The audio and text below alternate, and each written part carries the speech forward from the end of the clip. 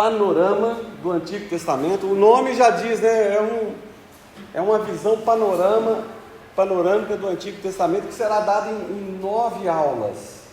Tá? Então, 9 aulas, nós vamos apresentar aqui o alicerce do Antigo Testamento, para que eu espero que nessa primeira aula você já tenha todo o esqueleto, todo o alicerce do Antigo Testamento na sua cabeça, de forma bem prática e bem criativa. Se você não pegou sua apostila, tá? Tem uma apostila ali atrás, porque a aula a gente ensina, mostra algumas coisas, a apostila tem mais coisas, e eu vou mandar mais conteúdo para vocês também, através de vídeos, porque não dá para ficar aí vendo tudo numa aula só. A gente pretende colocar aqui uma aula aí de 1 hora por aí, um pouquinho mais. Os professores serão eu, o Zambelli, o Sérgio, o Arthur. Nós vamos estar aí revezando aí nesse conteúdo. É importante que vocês participem, eu vou incentivar vocês a participar, a colaborar, porque geralmente os alunos trazem muitas ideias interessantes de uma aula e de um sermão, mas só muitas vezes trazem depois, né? Sermão não dá, mas na aula dá para a pessoa contribuir com muita coisa, trazer mais alguma coisa, um detalhe que ficou para trás, e muita coisa eu vou passar para vocês de links da internet, para vocês aprofundarem um pouco mais. O propósito não é síntese do Antigo Testamento, mas apresentar o alicerce para vocês crescerem em cima desse conteúdo aqui, tá bom? Vamos orar nesse momento. Eu vou pedir que o Zambelli ore nesse momento para a gente começar a nossa aula. Senhor, muito obrigado por estarmos juntos, pela oportunidade de aprender a Tua Palavra, que seja, Pai, uma informação que o Santo Espírito do Senhor que habita em nós transforma em aplicação. Conhecendo a história, nós conheceremos mais do Senhor, aquilo que o Senhor fez, aquilo que o Senhor é, e também, Pai, saber aquilo que o Senhor pode fazer por nós hoje. Obrigado pela Tua graça, obrigado, Pai, que o Senhor seja reconhecido entre todos nós, todos os dias das nossas vidas. Eu oro assim em nome de Jesus. Amém. Amém. Para quem está fazendo o curso do Alicerce, na página 3 aí tem como que vai ser feita a avaliação, os objetivos, e vamos agora entrar assim no resumo do Antigo Testamento. Como que você resume o Antigo Testamento? O Antigo Testamento é história de quê? O que o Antigo Testamento apresenta? Se você tivesse aí que falar aí no Jornal Nacional, tivesse aí 15 segundos, o que você falaria? O Antigo Testamento fala de...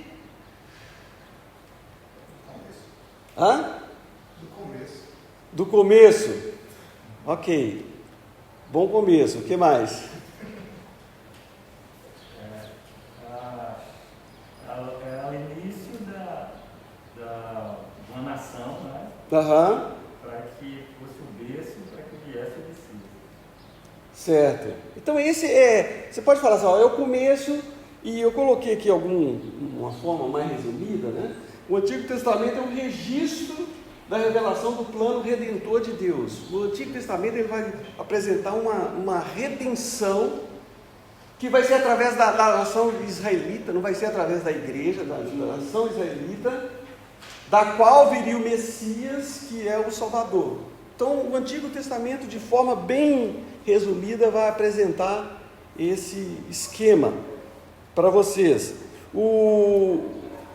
Uma coisa aqui que vocês já estão cansados de saber é a divisão dos livros, né, que fala de lei, de história, de literatura, profecia, e tem a divisão dos livros históricos, livros de literatura, profetas, pré-exílico, pós-exílico, toda essa divisão aqui que vocês já estão cansados de saber. Agora, vocês sabem citar todos os livros da Bíblia de cor? Gênesis, Êxodo, Levítico, Ezequias, Sofonias, Hebreus. É importante Desde pequenininho, no século passado, a gente já aprendia os livros da Bíblia através de musiquinha. Tem até do Antigo Testamento e do Novo Testamento. Nós não vamos cantar aqui agora.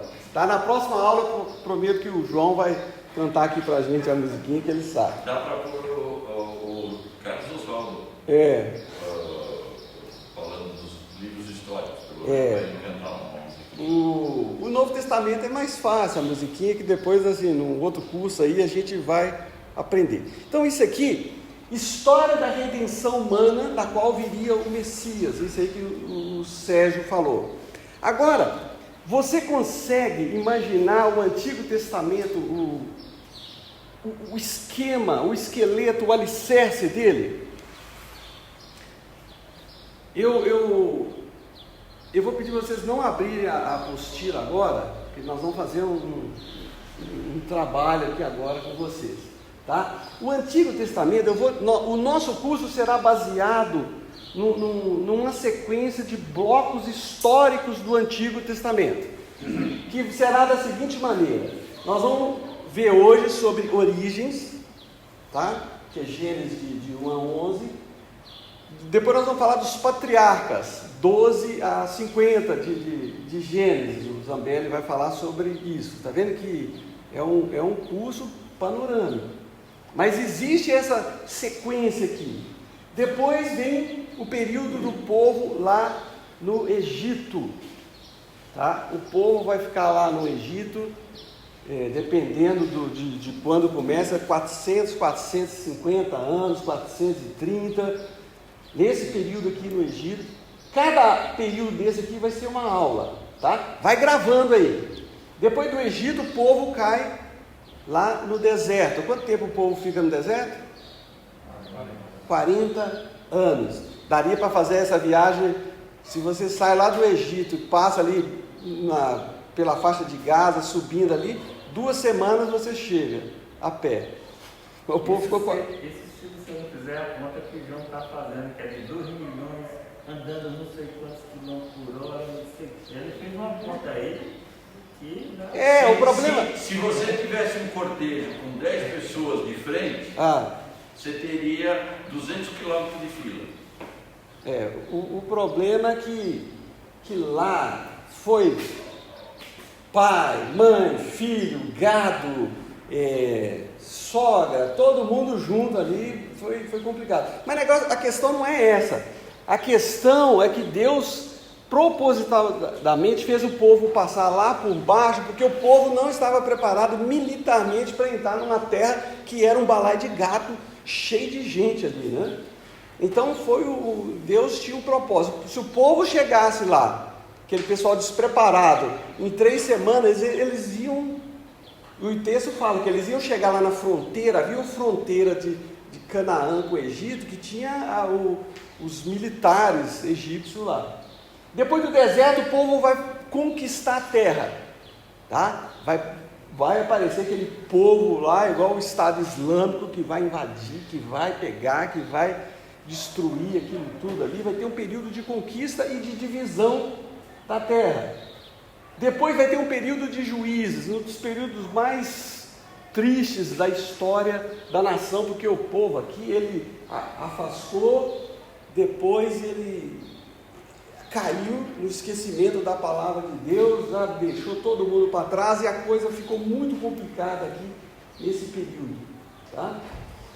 Depois de juízes, o que acontece? O povo já não aguentava mais aqueles juízes, aquele pessoal, aquela confusão da nação. O que o povo pede? Um rei, tá? Então vem um período do Reino Unido. Quais são os 3 reis? Saul, Zedequias e... Não, Saul, Davi e Salomão.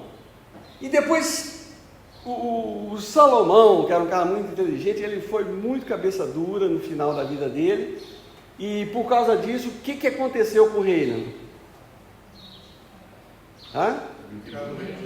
O reino foi dividido. Aqui começa a complicação.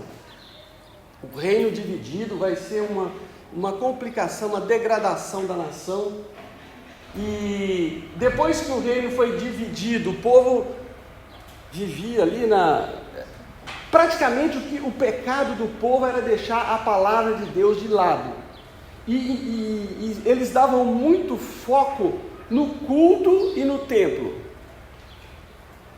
Essa é a marca uma coisa assim que tira Deus do sério, né? Falando assim, é quando as pessoas dão mais ênfase a culto, a sacrifícios, a cerimônias, aquele momento especial, e deixa de estudar a palavra. Isso é muito sério. E quando isso acontece, Deus destrói o templo, acaba com o templo. E quando acaba com o templo, o povo volta para a palavra. No ano 70 era a mesma coisa. O pessoal idolatrava aquilo ali. Deus falou, vocês vão ver o que vai acontecer. Depois o reino foi dividido, para onde o povo vai?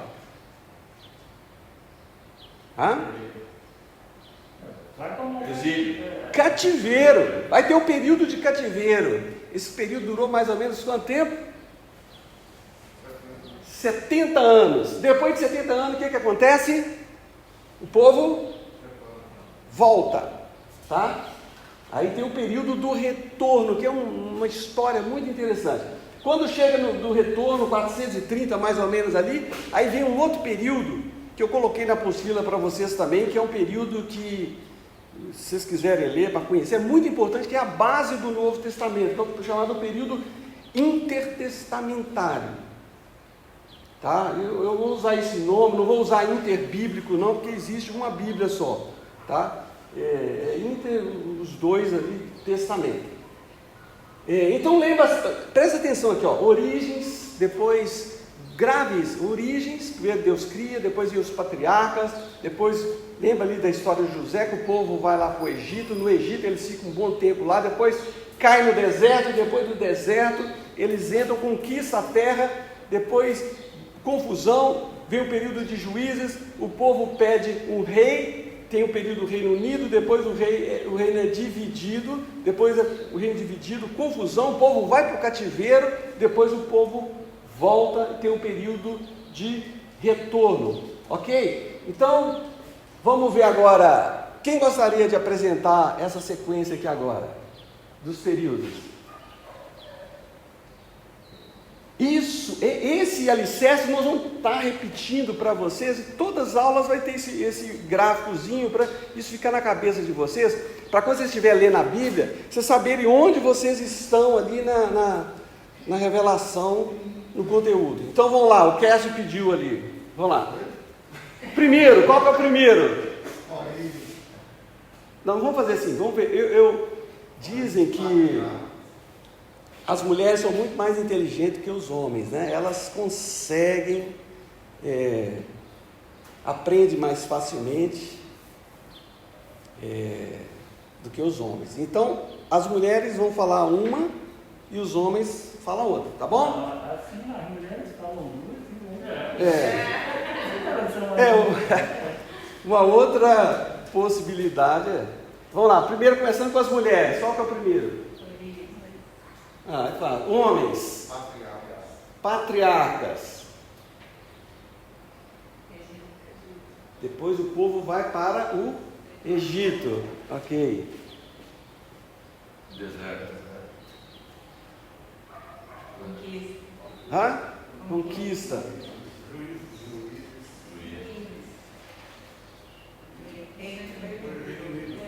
Reino dividido. Cativeiro. Retorno. Muito fácil, né? Agora, você conseguiria falar essa sequência assim em 1 minuto? Se você tivesse no Jornal Nacional, tivesse 1 minuto para falar da história da Bíblia, você conseguiria? Olha, Deus criou o mundo, depois Deus escolheu um homem e a família dele cresceu e teve um homem que chamava José e foi parar lá no Egito. Lá no Egito o povo multiplicou, mas depois Deus libertou o povo. É assim que a gente tem que aprender. A gente precisa aprender. A teologia, ela funciona do simples para o complexo. Você, quando você tem é como construir uma casa. Primeiro você faz o alicerce, depois você vai colocando as coisas em cima. A teologia precisa ter essa sequência. Então isso aqui a gente vai ver muito durante todo o nosso curso, e vocês podem decorar aí na casa de vocês aí também. E durante esse período alguns livros da Bíblia foram escritos, né? A gente vê ali o livro de Gênesis, o livro de Ex-Rodós, que é o Exodo, né? Extra-fora, Rodós é rodovia, estrada, saída, Levítico, Número, Deuteronômio, Josué, depois em Juízes e Ruth foi escrito no mesmo período, Reino Unido, Reino Dividido, aqui vai entrar vários livros da Bíblia. Aqui embaixo tem uma cronologia mais ou menos dentro do possível. Se vocês quiserem coisas mais detalhadinhas, naquela Bíblia de estudo da NVI, tem muita coisa bem certinha, porque tem gente que coloca algumas datas mais recuadas, 250 anos, mas eu vou adotar essa cronologia aqui aproximada. Aqui a gente vê no retorno o livro de Esdras, Neemias, Esther, Ageu, Zacarias e Malaquias, que foi o último, né? A gente tem o livro de Jó ali, que provavelmente foi escrito, trata de assuntos da era patriarcal, e tem aqui os livros de sabedoria, de literatura, que é o livro de Salmos, Provérbio, Eclesiastes e Cantares. Com relação à cronologia, na apostila de vocês eu coloquei isso aqui, mas o que vocês precisam saber de imediato? Eu não quero que vocês fiquem aí gravando um monte de datas. Algumas pessoas aí têm capacidade de fazer isso mais facilmente, mas lembra-se, Abraão foi mais ou menos 2000 a.C., Davi mais ou menos 1000. Essa data aqui é importante, 586, que é o período do cativeiro babilônico. Tá? Essa data aqui é importante, e também o período ali de Malaquias, o último livro, a última revelação que teve foi o período aqui de Malaquias, tá? Então isso aqui tem aí na apostila de vocês. Agora, uma coisa que é importante também para entender o Antigo Testamento é você ter uma visão de onde que as coisas aconteceram, que é um pouco da questão aí do cenário, né? Aqui a gente tem uma imagem uma parte aqui do globo, ainda bem que está escuro aqui, está dando para ver, né? Aqui a gente vê a Mesopotâmia, que vocês estudaram aí na 4ª, 5ª, 6ª série, não sei, a Mesopotâmia, terra entre rios, que vem todo esse pedaço aqui, né? E aqui a gente vê o local do Império Assírio, do Império Babilônico, do Império Caldeu. Ur ficava por aqui. O Éden provavelmente foi em alguma região aqui, que só os guias turísticos lá, eles sabem o local exato onde que foi, e o pessoal até faz xixi na hora que chega lá perto do lugar, né? O Monte Ararat fica por aqui, Arão fica por aqui, Canaã é essa região toda aqui, você vê o Mar Morto aqui, o Mar da Galileia mais acima, aqui o grande deserto, grande terrível deserto, que o Sérgio contou bastante história dele aqui. Aqui embaixo o Sinai e ali o Egito. Agora, uma coisa que é importante é que toda essa região, né, que tem rio e água, é uma região muito importante. Aqui tem as superpotências da história do Antigo Testamento estão aqui, e aqui o Egito. Para você sair do Egito para a Mesopotâmia, o que você tinha que fazer? Qual era a rota?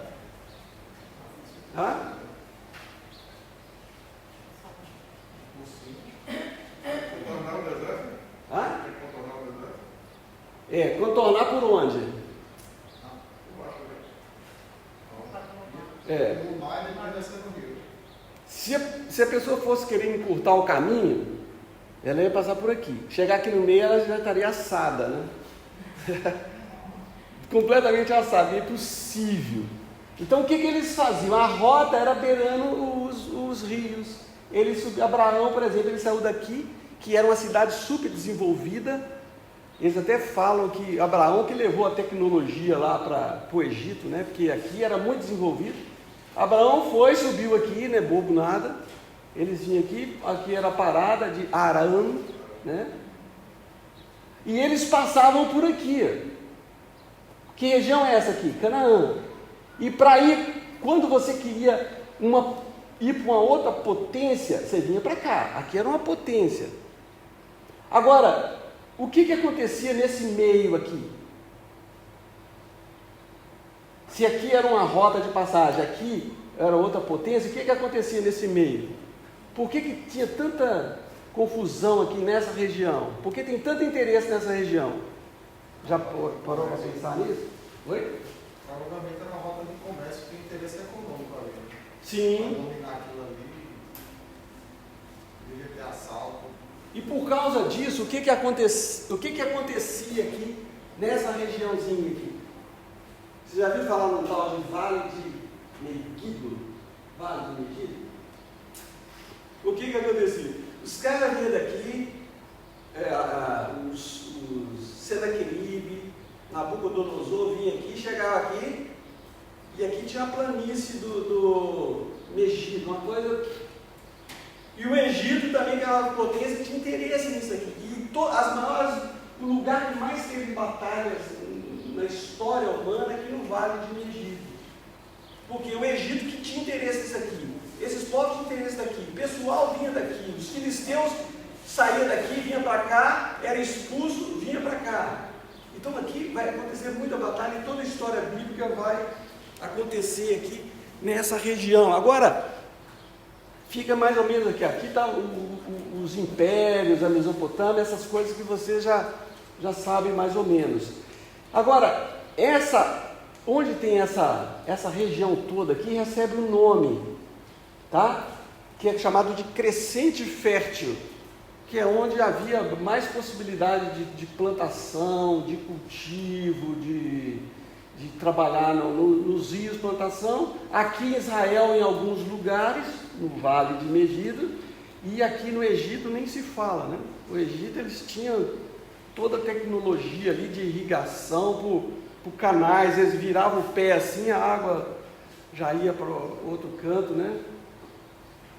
A Bíblia até fala, né, que o coração do homem é como um ribeiro, assim, que Deus vira assim, ele muda de posição. Alguma pergunta até aqui? Só essa introduçãozinha com um pouco de geografia, que é o que a gente vai ver, porque quando a gente falar de impérios, de Babilônia, que a gente vai ver no Antigo Testamento, vocês vão ter uma visão. Alguém quer colocar alguma coisa sobre isso aqui? João, pode falar.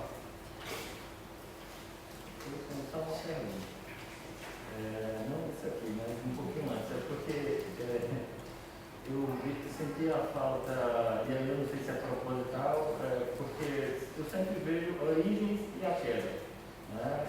Que é um fato. Origens e quê? E a queda. A queda, a entrada do pecado, né? E você não cita em nenhuma das suas.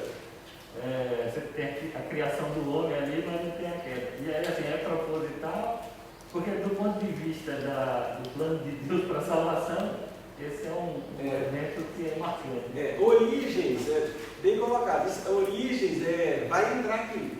Sim, eu sei, mas assim, é porque não destacou. Eu vou entrar aqui só estou dando a introdução. Que a queda vai ter origem da natureza, origem do homem, origem da queda, origem do pecado, origem das nações, que entra, tudo aqui é um subtítulo desse primeiro. Tá? Mais alguém quer colocar alguma coisa sobre cenário, sobre...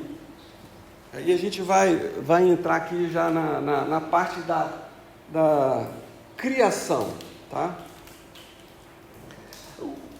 Gênesis 1 a 11 traz basicamente essa divisão. Vai falar da origem do universo, da criação da terra, o capítulo 1 e 2. 3 e 5 ali vai entrar sobre o pecado, sobre o início da formação das nações, o dilúvio e a torre de Babel, capítulo 11, e a preparação a preparação para a vinda, a chamada de um homem que é chamado Abraão. Em todo esse período aqui, esse Gênesis 1 a 11, vai ser, a gente deu o nome de origem, porque aqui é que vai ser a preparação para a vinda aqui do Deus escolhendo um homem. E nesse Gênesis de 1 a 11 acontece algo interessante, que a gente vai ver um processo de geração, um processo de degeneração e um processo de redenção. À medida que a história vai acontecendo, Deus vai indo atrás num processo de busca e de redenção do ser humano, que vai funcionar da seguinte maneira, que eu vou colocar aqui para vocês.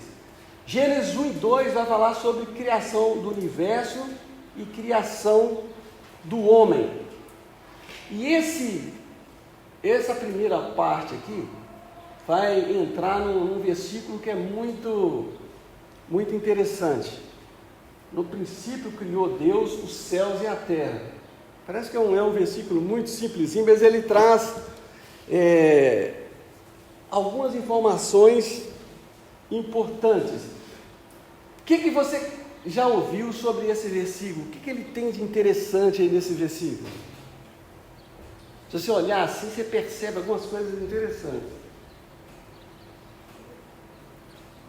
Houve um começo. Isso, teve um começo. O pessoal fala assim, o universo sempre existiu. Não, teve um princípio. O que mais?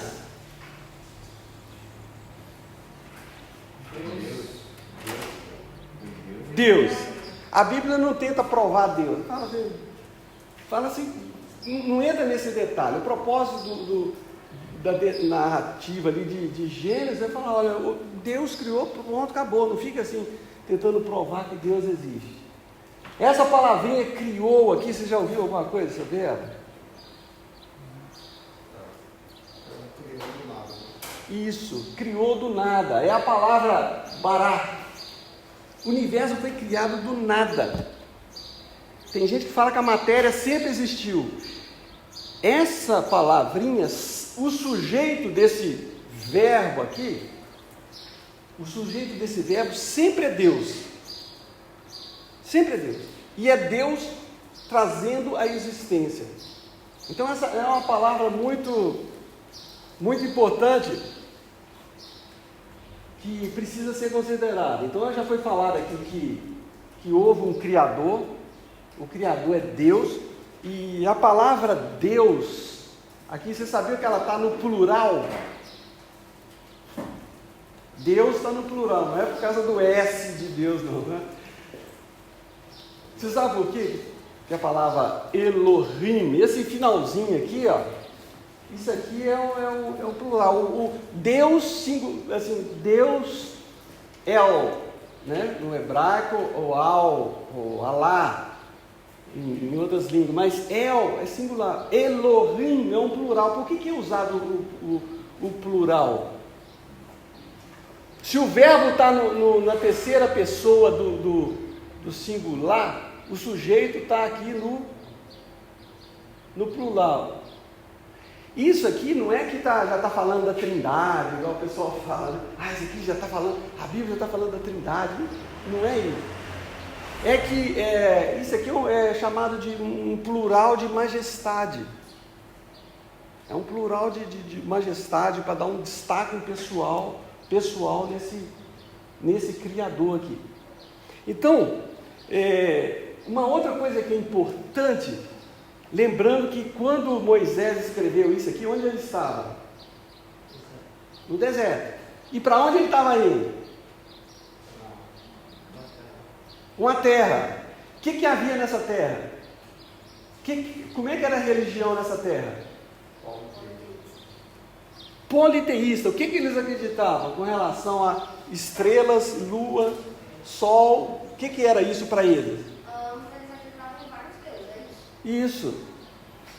Eles estavam indo para uma terra que tinha muitos deuses. Isso aqui, esse primeiro versículo já é uma preparação para onde o povo estava indo. Então, quando fala aqui que Deus criou os céus e a terra, ele coloca Deus acima daqueles deuses que eles criam, né? Que era o Deus Sol, o Deus Lua, já estava preparando o povo. Mesmo assim, o povo, quando entrou lá, eles se tornaram idólatras. E uma coisa que é importante também, que Deus, ele transcende a criação. Isso é muito importante porque tem uma filosofia, hoje em dia, muito comum, chamada panteísmo. Você sabe o que fala o panteísmo? Já ouviu falar sobre panteísmo? O que o panteísmo ensina? Tudo é Deus. Deus é tudo. Então, Deus é tudo. Nós fazemos parte de Deus. Nós somos Deus. Aí entra a Seishonoye, né? As religiões orientais. Agora, a Bíblia ensina que Deus, ele que criou todas as coisas. Deus transcende. Deus não é a natureza. Existe uma filosofia também chamada paneteísmo, que fala assim que Deus, ele está em tudo. É diferente de onisciência, onipresença. Deus está em tudo. Nos primórdios, quando eu era criança, tinha uma música que era assim: Deus está na folha verde, Deus está no arco-íris, Deus está no... Eu vi aqueles Hare Krishna falando: você tem que tomar cuidado, você não pode pisar numa formiguinha, que você está pisando em Deus, porque Deus está ali dentro. Isso é uma ideia equivocada sobre a onipresença de Deus, tá? Esses atributos de Deus, a gente vai estudar mais sobre isso para frente, que tem muita ideia errada. E o famoso texto de Hebreus que fala, né, pela fé entendemos que o universo foi formado pela palavra de Deus, de maneira que o visível veio existir das coisas que não aparecem. Então toda essa maravilha que a gente vê aí, isso foi criado por Deus. Agora, a gente, na nossa conceito, desde quando eu era criança, a gente imagina assim: aqui está a terra, o céu é algum lugarzinho ali, Deus está sentado no trono, é um velhinho bonzinho de barba branca que está ali. Mas a coisa é muito, muito maior. Quando fala assim que Deus criou tudo, a gente não faz ideia do que isso significa. Até quando recentemente foi lançado o telescópio Hubble, e que ele começou a tirar umas imagens do universo. Então o universo, se você for olhar aqui o sistema solar, tá? A Terra está aqui, ó. Nesse pedacinho, isso aqui tudo é o sistema solar. A gente está viajando, a gente está girando. Quando você está, o Sol fica parado, e a Terra está girando, a gente está girando a 1.600 km por hora, sabia disso? A gente está a 1.600 km por hora, e o nosso planetinha aqui, ó, ele tá girando em mais ou menos 100 mil km por hora aqui, ó. 100 mil km por hora. Você está 100 mil km por hora assim, e mais 1.600 km assim, por isso que fica todo mundo louco, né? Então essa é aqui um pouquinho que a gente já começou a descobrir sobre o nosso mundo, né? Agora, todo esse sistema solar, ele está aqui dentro, ó. Tá vendo esse pontinho aqui, assim, ó? Aqui? Isso aqui é o sistema solar, que está ali dentro. Esse aqui, a Via Láctea, ela tem mais ou menos 100 mil anos-luz. É uma coisa impressionante.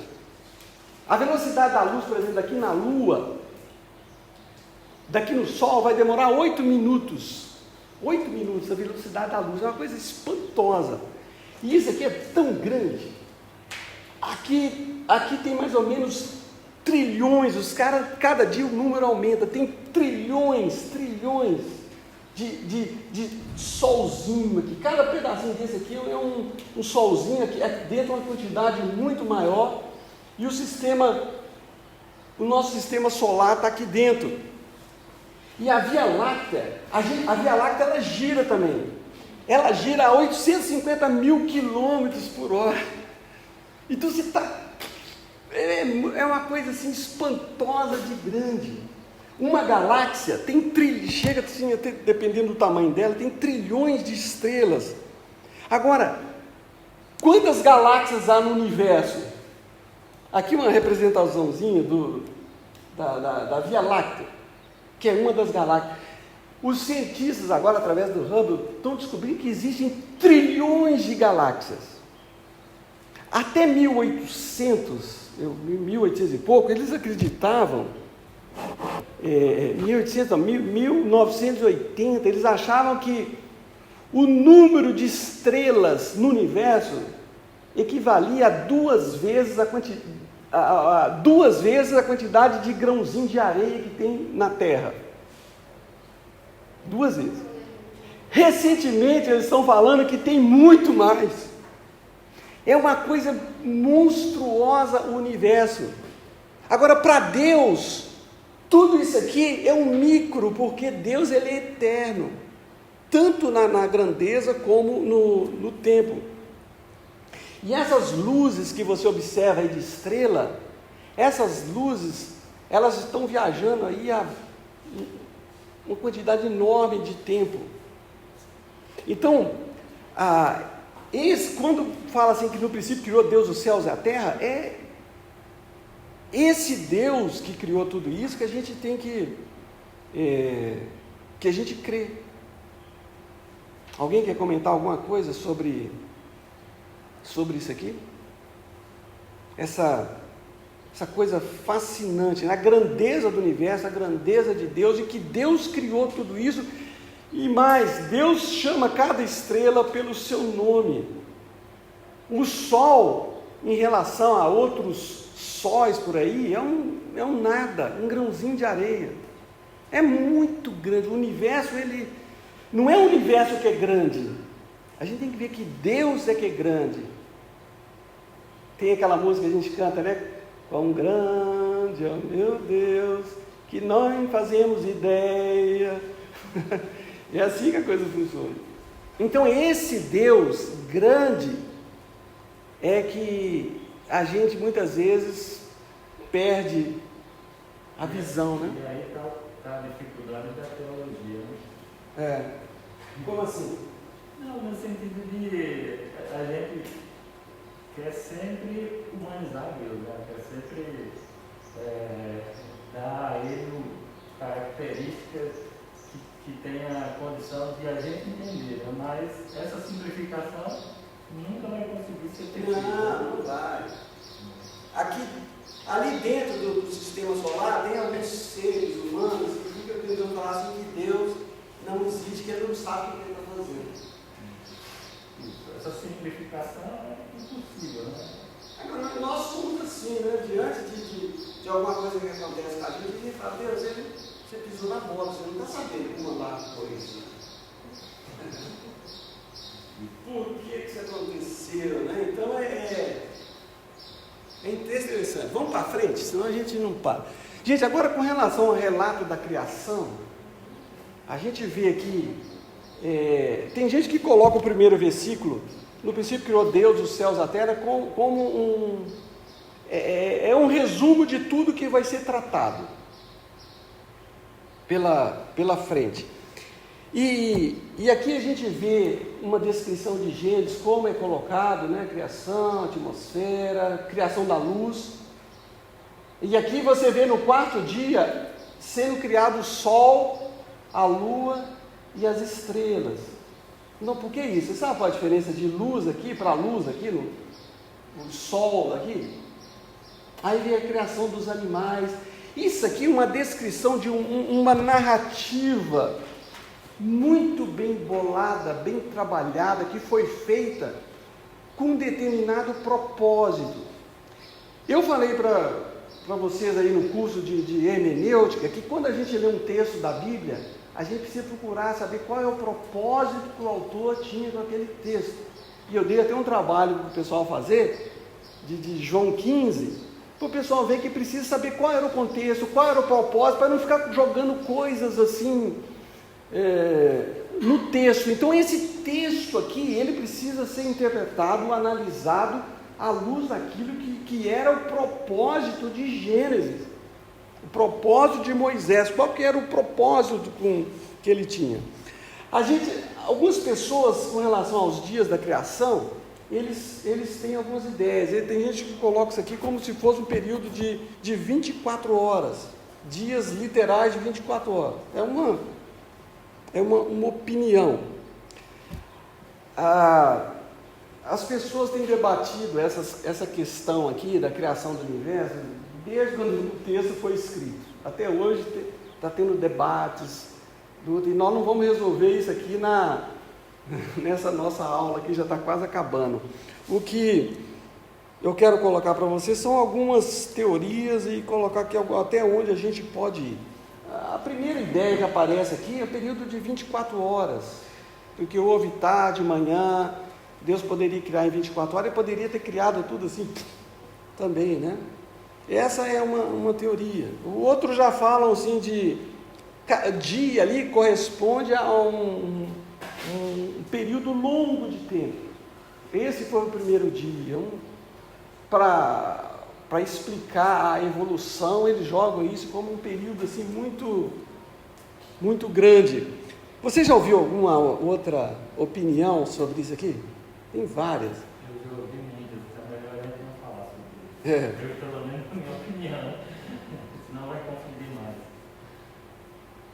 Tem gente que pensa assim que aquele dia é que Moisés recebeu a revelação, no primeiro dia, o dia que ele teve aquela revelação. Ou então, outro já fala assim, não, foi o dia que Deus proclamou, e disse Deus, e disse Deus. Então eles colocam aquilo assim, aquele foi o dia que Deus proclamou. Então existem essas teorias. E existe também a teoria do intervalo, né? Porque Gênesis 1 fala assim, no princípio criou Deus os céus e a terra. Primeiro criou tudo.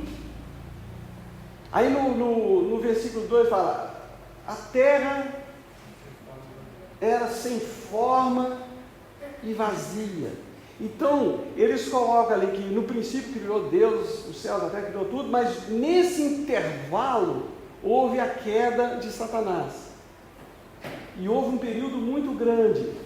E depois desse período muito grande que Deus começou a dar vida às coisas que estavam sem forma e vazia por causa da entrada do pecado. Lembram de mais alguma?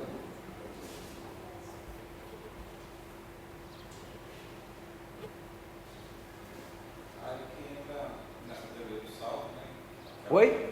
Nessa teoria do salto, do intervalo, que alguns acreditam que entraria os dinossauros. Entendi. Entraria os dinossauros. Os dinossauros, né? Esse caso do dinossauro aí tem muitas ideias dinossauras, né?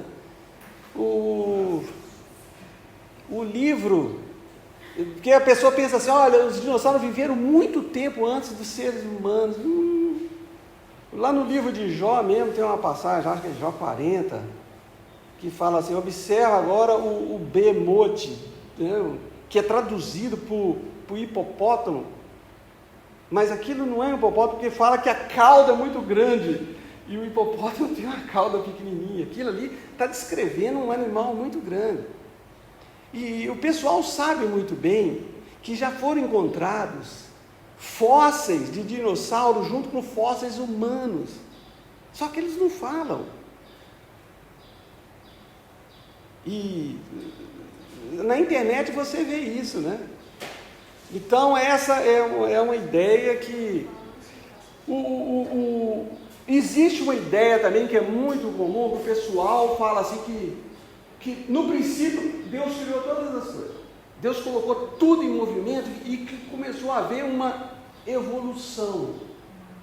Evolução das coisas. É chamado de evolucionismo teísta. Que Deus colocou a coisa em funcionamento e as coisas foram organizando automaticamente. Ou outros já falam assim, de acordo com a mão de Deus, a atuação de Deus. O relato de Gênesis mostra o contrário disso. Mostra Deus colocando as coisas em ordem. E a gente sabe que a tendência dos processos, dos sistemas complexos é a desorganização. A gente acho que não pode nunca fugir daquilo que a Bíblia não tem esse propósito. Porque senão a gente vai entrar numa infinidade de discussões aí que ela tem um propósito de trazer o plano de Deus justamente para a salvação, para essa restauração da relação do homem com... Porque se a gente for entrar na teoria de cada detalhe desse, aí a gente vai sair brigado aqui, né? É porque o pessoal, eles procuram, cada descoberta científica, eles procuram colocar no texto de Gênesis. O texto de Gênesis não tem um propósito científico. Não é uma descrição científica da criação do universo. É isso que o pessoal procura fazer. É isso que a gente precisa entender para poder dizer, a Bíblia não tem esse propósito. Isso. Né? Não é um livro de história. Inclusive, é o único registro humano de um tipo de criação. Esse é fato. Fora isso, os detalhes não estão aí. A gente tem um caderninho, ali, que é perguntas para fazer para Deus. E eu sempre digo isso, então faça a sua. Quando você chegar lá, você vai perguntar a Deus como é que foi isso. É assim como diz essa teoria ou é aquela outra teoria? Mas não faz diferença, né? Para a nossa salvação não faz diferença. Isso que o Sérgio falou é muito importante.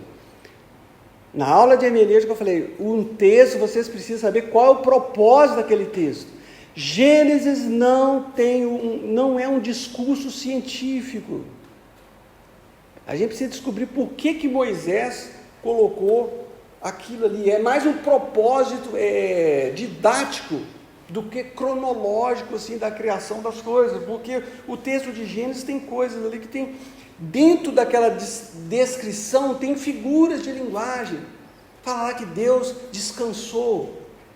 Fala que você vai comer o pão com o suor do seu rosto, você está fazendo um pão, o seu lá, cai o suor e você vai comer. Tem figuras de linguagem ali que precisam ser interpretadas. Deus falando, né, a terra vai produzir as coisas. Então tem figuras de linguagem que precisam ser consideradas, que nós vimos aqui no curso, né? O propósito de Moisés é para falar que Deus é o Criador e Ele fez isso de forma organizada, de uma forma assim organizada. Tem a gente pode colocar, o que aparece no texto é o seguinte, que o primeiro, segundo, terceiro dia, aparece ali, Deus dá forma, né? Porque a terra era sem forma e vazia, Deus aparece colocando a luz, né? Em contraste ali com as trevas, e aqui ele é uma coisa diferente entre dar forma e preencher. Aqui ele vai, lá tem a luz, aqui vai dar o sol, a lua, as estrelas. A criação de Deus, ela é organizada, ele faz uma coisa primeiro para algo que vem depois. A teoria de que Deus ele período de eras, tem um problema muito grande, porque aqui foram criados os vegetais no terceiro dia, tá? Uma eternidade depois foi criado o sol. Aparece alguns problemas quando as pessoas tentam colocar, ver muito detalhe científico aqui nessas questões. Aqui a gente vê o céu, as águas, e aqui Deus preenchendo com aves e peixes, os mares e a terra, aí coloca os animais e a criação do homem. Então aqui nesse processo que eu tinha colocado no início, agora vai aparecer o seguinte, preste atenção aqui que a gente já vai terminar, que isso aqui é muito importante para o entendimento de Gênesis 1 a 11. A gente vê o processo de 3 a 11 ali, de degeneração. Aqui é de criação ou de geração e ali de degeneração. Olha só o processo de degeneração. O homem falou assim, não, Deus, você falou, você preparou aqui um jardim, tem tudo de bom para a gente, mas eu quero viver independente. A independência de Deus, a entrada do pecado no mundo aparece aqui. O que aparece logo em seguida? Os caras, fizemos alguma coisa errada. Eles perceberam a nudez dele. Alguma coisa deu errado. E na mesma hora, o que eles procuram fazer para resolver esse problema aqui? Eles falam, vamos dar um jeitinho. Nós vamos resolver o nosso problema. Houve um problema aqui, então nós vamos resolver. Já viu isso em algum lugar? É o que acontece hoje. Vamos dar um jeitinho. Mas, quando eles perceberam a voz de Deus, o que eles foram fazer? Ouviram a voz de Deus, eles deram no pé. Gente, o que mudou hoje? Nada. As pessoas foram esconder, sentiram culpa. Fizemos uma coisa errada. Fizemos alguma coisa errada. E Deus perguntou, e o que foi que aconteceu? O que vocês fizeram? Nós ouvimos a tua voz, tivemos medo, começa medo. E fugiram da presença de Deus. Mas quando eles fizeram a coisa errada, o que começou depois? Deus falou assim, o que vocês fizeram? Aí estava lá Adão e Eva, casalzinho. Devia ser muito legal, né? O que vocês fizeram? Quem foi a culpa? O que vocês fizeram? O que Adão falou? Foi a mulher que o Senhor colocou a culpa aí. Não, mulher, na mulher, coitada. É uma mulher que o Senhor me deu. Foi o Senhor que me deu. Só culpado foi ela. Estava aqui sozinha, né? Veio com defeito. Arthur, pega um copinho de água para mim, que eu estou aqui. Acusação. O que a mulher falou? Foi a serpente. Não, foi a serpente. Não, a serpente não tem nada com isso. Ela veio, me enganou, não quero nem saber. Então, começa ali o princípio das acusações. Mais para frente, os seres humanos foram multiplicando, aparece a história ali de Caim e Abel. Quando Caim mata Abel, a terra já tinha bastante gente. Não era assim que tinha Caim e Abel, Adão e Eva 4, e Caim matou 25% da população da terra, matou o irmão dele. Não é assim? Tinha muita gente. Né? Começa os homicídios. Mais para frente, em Gênesis 6, você vê o início da maldade. O início da maldade, da corrupção. Gênesis fala que os homens eram terríveis. Aí mais para frente, a gente vê o homem aqui criando para resolver o problema dele. O que eles vão fazer aqui? Falou, olha, gente, vamos criar uma cidade. Vamos criar uma torre cujo topo chegue ao céu. Ou seja, naquela época, eles achavam que o céu ficava assim a 2 quilômetros, né? Era logo ali, né? Igual os mineiros. O céu é logo ali. É a ideia que eles tinham. Vamos construir uma torre. Eles antigamente cultuavam Deus nos altos, mas como eles estavam numa planície, eles construíram os famosos zigurates que a gente vai ver daqui a pouquinho. Esse aqui é um processo de degeneração, mas só que Deus não deixa a coisa acontecer assim, errada. À medida que o homem vai fazendo coisa errada, o pai vai indo atrás. O pai vai indo tentando lá resolver o problema. E o que Deus faz? A gente vê Deus aqui, Deus indo ao encontro. Deus foi ao encontro dele. E Deus é que prepara vestimento de pele. Aqui é folha de figueira, Deus vai preparar vestimento de pele. Aqui a gente vê a promessa de redenção. olha, vai vir um descendente da mulher, vai esmagar a cabeça da serpente. Deus, quando lança o casal fora do Éden, você sabe por que aconteceu isso? Alguém já viu isso aí? Por que eles foram lançados para fora e Deus colocou lá um querubim? Para quê? Para não comer, a coisa vai ficar mais complicada. Aí mais para frente, quando o homem começa, a maldade começa a multiplicar, quem que Deus chama aqui? O profetinha Noé, o profeta Noé, que ele ficou lá quanto tempo construindo a arca? 120 anos, aquele tempo todo lá construindo e sendo chamado de otário o tempo inteiro. O pessoal falou assim, olha, você não está com nada, que loucura que você está fazendo. Deus está usando isso aqui, dando tempo para o povo se arrepender, mas o povo é cabeça dura. Deus, ele sempre vai atrás. E ele apresenta ainda uma porta para a salvação. Mas o povo não. E quando é que eles constroem uma torre, Deus fala, para com isso, não vai dar certo. O que Deus providencia? Confusão, que é Babel. Babel significa confusão. Deus falou, vou separar, vou espalhar para vocês.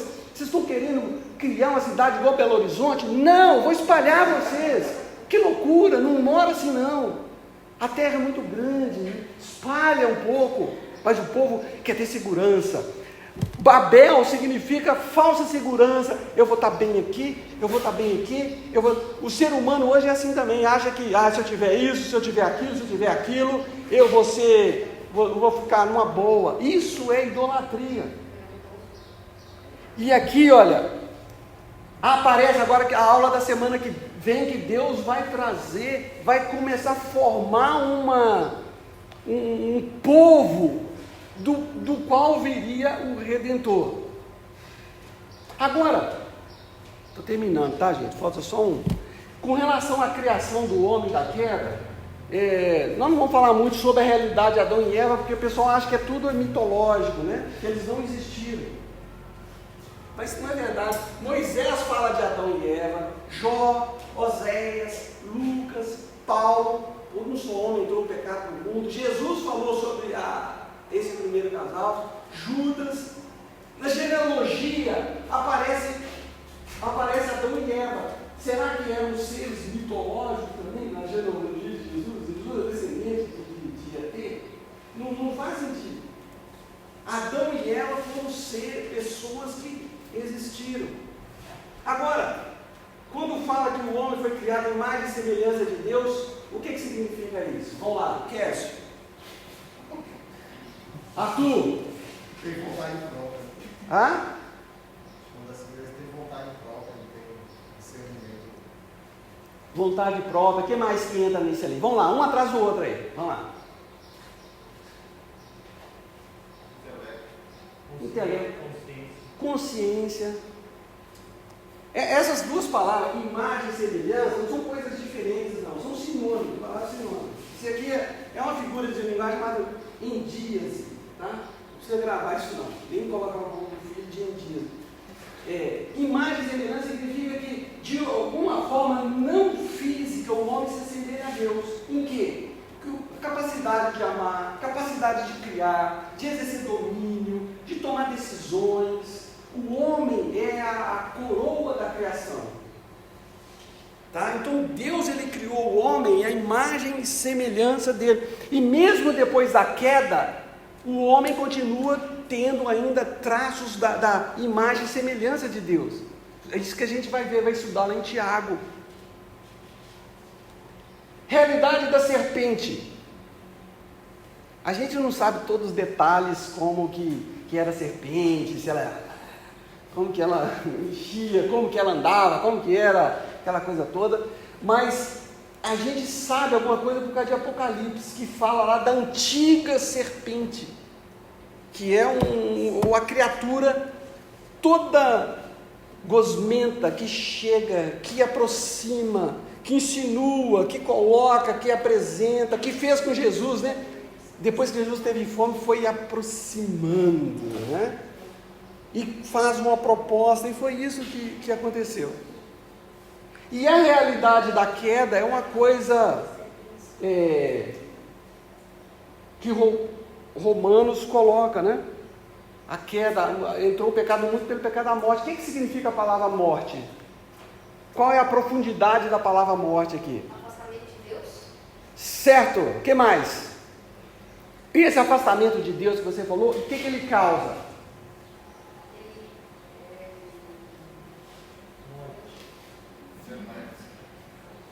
Afastamento de Deus causa morte. Que tipo de morte? Morte espiritual. O que mais?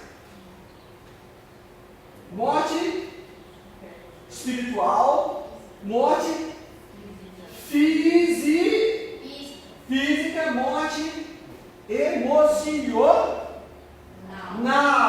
morte, o que mais? Morte social. Tudo, a morte, ela tem um significado amplo por causa da queda. Não é só uma coisa física, não, tanto é que eles continuaram vivos, né? Mas o estrago foi muito grande. O estrago foi grande. Mas aí até fica mais fácil se a gente olhar como o que perdeu, né? Que tinha e perdeu, né? O homem tinha vida, tinha tudo. Quando Deus criou o homem, Ele colocou o homem num jardim. Mexia com terra, com planta, era uma coisa muito boa, tá? Harmonia, comunhão com Deus, alegria, felicidade. Isso tudo, quando você pensa assim, em estar num lugar, numa fazenda, longe de confusão, de barulho, de passo, tudo, isso foi colocado dentro da gente na criação, e é isso que a gente almeja, e é isso que Deus tem preparado para a gente. A gente vai viver aqui pouco tempo, vai levar tombo, vai acontecer tudo, mas isso é por pouco tempo. A gente não sabe. O que Deus tem preparado para a gente é uma coisa muito interessante. Esses zigurates que apareciam aí, lá em Gênesis, em Babel, eles são encontrados lá na Mesopotâmia. Você vê aqueles montes lá, era uma escadaria, não era uma torre, era um lugar que eles achavam que os deuses se manifestavam em cima, né? Mesmo lá na cidade de Ur, ali na Mesopotâmia, você vê vários zigurates, assim, pedaços desmontados. O Estado Islâmico destruiu muita coisa lá, mas eles achavam que os deuses manifestavam nos altos. Hoje em dia é assim também, né? Os maias, os incas, todo mundo, fizeram do mesmo jeito. Porque eles achavam que quanto mais a gente subir na montanha, mais próximo a gente vai estar de Deus. Então, às vezes, isso não quer dizer, você pode buscar Deus numa montanha, como pode buscar Deus num buraco. Se é no buraco, as pessoas se encontram a Deus muito mais fácil, né? Como está lá embaixo, né? E foi... É melhor o conselho de Jesus. No seu quarto, por aí. E recentemente foi encontrado uma pedra, né, datada daquele período lá, que mostra que esse camarada aqui fazendo uma referência a esses zigurates, né, que lá em cima era um templo cujo topo, algumas versões falam, cujo topo seja o céu, o local onde tem manifestações, e eles faziam sacrifícios de crianças nesses altos, né? E depois isso aqui, lá em Canaã, eles procuraram os lugares altos para os cultos de Baal. Na semana que vem, o Zambelli vai dar uma visão panorâmica de Gênesis 12 a 50. Ele pregou detalhadamente, agora ele vai ter que falar em uma hora dos patriarcas, para a gente pegar essa história no início, tá? Então, só para terminar, nós vamos agora terminar aqui. Vamos lá. Primeiro, origens. Vamos contando a história. Depois que Deus criou, o que aconteceu? Deus escolheu um homem. No final de Gênesis 11, depois dessa confusão toda que eu falei, que Deus escolheu um homem. Qual o nome desse homem? Abraão. Abraão, ele era judeu, né? Não, ele era pagão. Ele era lá de Ur. Então Deus chama esse nome. Então o nome dos patriarcas, quais são os patriarcas? Paulo, Abraão, Isaac, Jacó e José. Ok. Depois no Egito. Quanto tempo o povo ficou no Egito? 400 e tantos anos. Eles foram escravizados durante quanto tempo? Será que foi um tempo todo ou um tempo menor? Um tempo menor, porque antigamente o faraó amiguinho deles lá, né? No deserto o povo, por que Deus não levou o povo pelo caminho mais curto? Oi? Guerra. Deus precisava preparar o povo militarmente, Deus precisava entregar a lei para o povo, tá? E se eu estivesse lá no deserto, na época do povo, eu ia ter a mesma credibilidade que eles. Acho que todos nós, né? Porque é complicado. E renovar a geração também, né? Oi? Morreu todo mundo. Quais são os nomes dos dois que somente entraram? Josué e Caleb. Moisés, ele chegou lá no monte lá. Tem um monte lá que você sobe lá, você vê o Rio Jordão lá embaixo assim, e você vê toda a terra assim. Moisés olhou assim, Deus falou assim, você não vai subir. Você foi cabeça dura. Mas você já andou, viu? Hã? Já andou, viu? Mas tem que andar, né? Mas eu entrei. Desci, passei lá. Entendeu? Se você vai entrar. Depois que o povo entra no deserto, que período que vem? Conquista e divisão, né?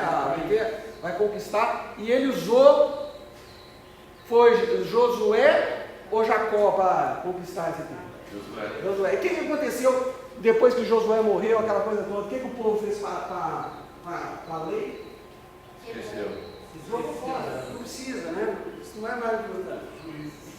Aí Deus, quem eram esses juízes? Eram o quê? Juiz de futebol? O Coríntios tem 3 livros na Bíblia que se referem ao Coríntios, que é 1 Coríntios, 2 Coríntios e Juízes, né? São os 3 aí. O que significa isso aqui? Quem eram esses camaradas? Eles eram o quê? Líderes religiosos? Não. Eles eram libertadores, uma pessoa ali que tomava conta, que Deus capacitava. Não tinha nada de diferente nele. Reino Unido. Essa parte sabe que era uma teocracia, né? Então era o governante e eles eram. Deus estava orientando o que devia ser feito. O Reino Unido, depois o reino foi dividido. Aqui Israel e Judá, vai ter só coisa danosa aqui. O povo vai para o cativeiro. O povo que era idólatra aqui, Deus falou, vocês estão na idolatria? Tá bom, vocês vão lá para Babilônia, vocês vão ficar lá 70 anos. Vocês sabem que depois que o povo voltou, nunca mais eles mexeram com idolatria? O judeu até hoje, eles... Me lembro uma coisa, foi no cativeiro que surgiu a sinagoga, né? Sinagoga foi. Porque o povo, eles não queriam saber de estudar a escritura, eles queriam saber do culto. Só do culto, do sacrifício, aquela monte de coisa, culto, vamos para o cultão. E Deus falou, não é assim, a escritura por isso que eu acho que o estudo da escritura não pode ficar aquém do culto a Deus, as duas coisas têm que andar juntas.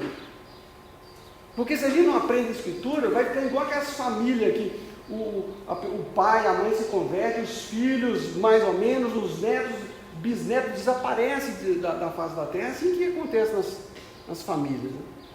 Aí o povo retorna, aí vem o período intertestamentário, 430 anos, o povo não recebe mais uma orientação de Deus, e eles dão a escrever os livros apócrifos, pseudepigráficos, e livros que não tem nada a ver, mas que tem um valor histórico.